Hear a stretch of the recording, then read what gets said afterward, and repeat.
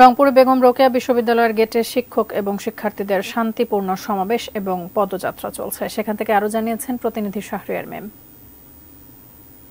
এই মুহূর্তে রয়েছে বেগম রোকেয়া বিশ্ববিদ্যালয়ের শহীদ আবু সাইদ চত্বর এলাকায় এবং এখানে কিন্তু মূলত বেগম রোকেয়া বিশ্ববিদ্যালয়ের যারা শিক্ষার্থী এবং অন্যান্য শিক্ষা প্রতিষ্ঠানের শিক্ষার্থী, অভিভাবক এবং শিক্ষকরা এখানে কিন্তু কিছুক্ষণ আগেই তারা শান্তিপূর্ণ সমাবেশ এবং পদযাত্রা শেষ করলেন। পদযাত্রাটি এখান থেকে শুরু হয়ে সেটি কিন্তু রংপুরের যে ক্যাডেট কলেজের সামনে থেকে ঘুরে কিন্তু আবারও এখানে এসে সেটি কিন্তু শেষ করেছেন।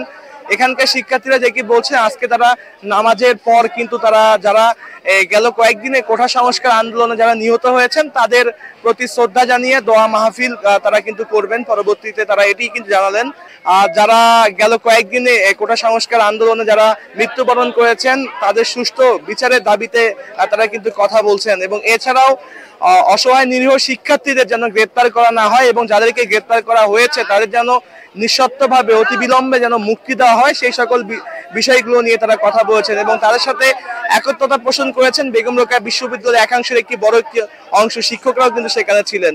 এছাড়াও আমরা অভিভাবকদেরকে দেখতে পেরেছি, বিভিন্ন শিক্ষা প্রতিষ্ঠানের শিক্ষার্থীদের দেখতে পেরেছি। এখানকার শিক্ষার্থীরা দিকে অভিযোগ করেছেন যে এই যে বেগম রোকেয়া বিশ্ববিদ্যালয়ের সামনে আসার জন্য রংপুরের যে সকল যে সড়কগুলো রয়েছে সেই সড়কের প্রধান যে গেটগুলোই কিন্তু বন্ধ করে দেওয়া হয়েছে, বা পুলিশের যে ব্যারিকেড, আইন শৃঙ্খলা বাহিনীর সদস্যদের যে চেকপোস্টের মাধ্যমে কিন্তু সেগুলো কিন্তু বন্ধ করা হয়েছে, যার ফলে কিন্তু শিক্ষার্থীরা আরো অনেকে আসতো কিন্তু তারা কিন্তু আসতে পারেনি। তো সবকিছু মিলে রংপুরের বেগম রোকেয়া বিশ্ববিদ্যালয়ের সামনে থেকে এই ছিল আমার কাছে সর্বশেষ অবস্থা।